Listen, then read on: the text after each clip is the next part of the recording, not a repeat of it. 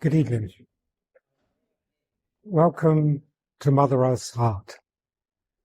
Our Mother Earth is an aspect of the personality of the Mother of God.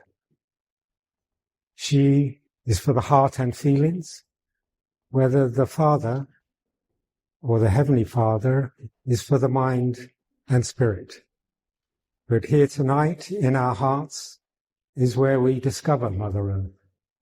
For in this new age that we're upon, it's the heart where the circle that unites us all stands.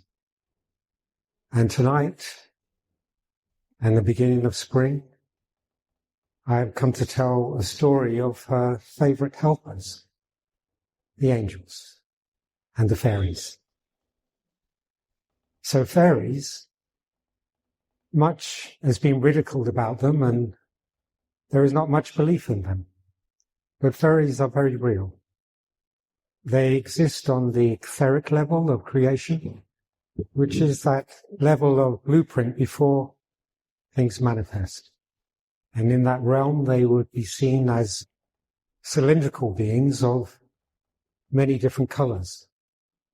But when they come into form, you would see them as a bright light. And within that light, you just about perceive a form. And they have pointed ears and pointed chins and sort of triangular eyes. Now, the fairies are young angels. They become fairies for 1,000 years, and then they would then become one of the principles of angels. And at the top of that hierarchy is the archangels. And the archangel of nature growth is the Lord Ethereal.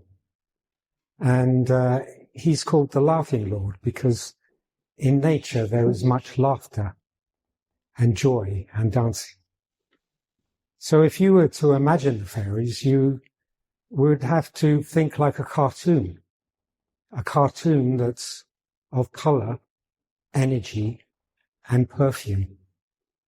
For all the fairies, they live in a group consciousness, and they come under the guidance of the lords of nature, who then work for Ethereal, the archangel. There are many, many bands of fairies, for each flower has a different band of fairies.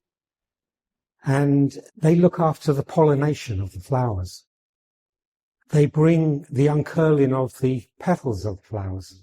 So when you see a fairy, he might be, or she, because they're androgynous beings, they might be dressed in flower petals, as we see in our cartoons. So if you look at nature and you just see the growing things, but you see nothing within it, try and see it, that behind every flower, behind every growth, there are little fairies bringing that flower into being. For their job is to make the countryside beautiful, so that we open our hearts, so that we come to love. For truly, all of creation is fairies, angels, elementals that, behind the scenes of our lives, are hard at work bringing creation into being, along with the mother. So fairies, when you love flowers, they might attach themselves to you. And if there is love in a house, the fairies will come in and stay. But they can't stand noise. So we don't see them much in cities, except in quiet gardens. But it's imperative that in this new age that is coming, we will come to know these fairies as real beings, and we will come to know the angels as beings that we were meant to work with. Because humanity was always meant to work with the nature beings and with Mother Earth. And this, in our way, is to build our paradise simply by loving nature, by recognizing the beings that were within it. Because if you love a flower, it will grow brighter. If you love a scenery, it will grow more beautiful. For we are the gardeners of creation. We are here to enjoy it. We're not here to work for money. And we will not be here working for money in the future. For we will find our souls within our hearts, and we will connect with creation and all its very special beings that bring it into being and make it beautiful for us. So in the 18th century, there was a greater awareness of fairies. Photography was just coming in, and there are pictures of fairies. Artists painted the fairies. So I'd like to finish with a poem from the 18th century. This is called The Elfin Artist, and it's by Harold Noyes. In a glade of an elfin forest, when Sussex was Eden new, I came on an elvish painter and watched as his picture grew. A harebell nodded beside him, he dipped his brush in the dew.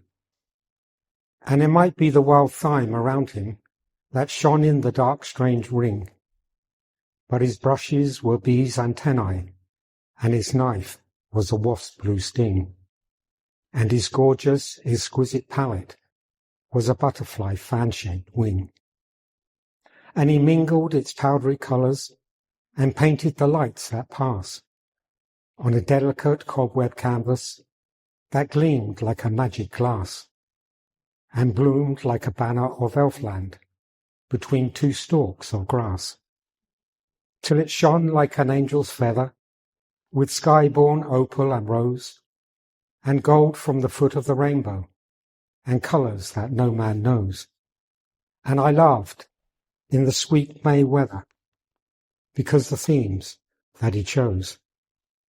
For he painted the things that matter, the tints that we all pass by, like the little blue wreaths of incense that the wild thyme breathes to the sky, or the first white bud of the hawthorn, and the light of a blackbird's eye, and the shadows of the soft white cloud peaks that caroling skylarks throw, dark dots on the slumbering splendours that under the wild wings flow.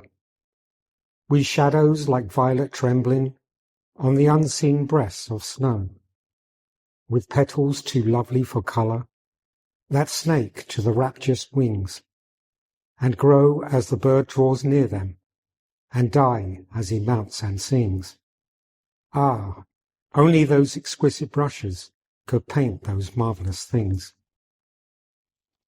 So when we come out into this new age that is already with us, we just need to wake up for it. But we can do that, and we can help Mother Earth, and we can help the fairies by being conscious of them, by loving them. Because what love they give, once they love you, they will never take it away. For it's not like our love, it's like the love of animals. And if you love them, they will love you. And it's love that we all seek. So happy Love New Year. Thank you.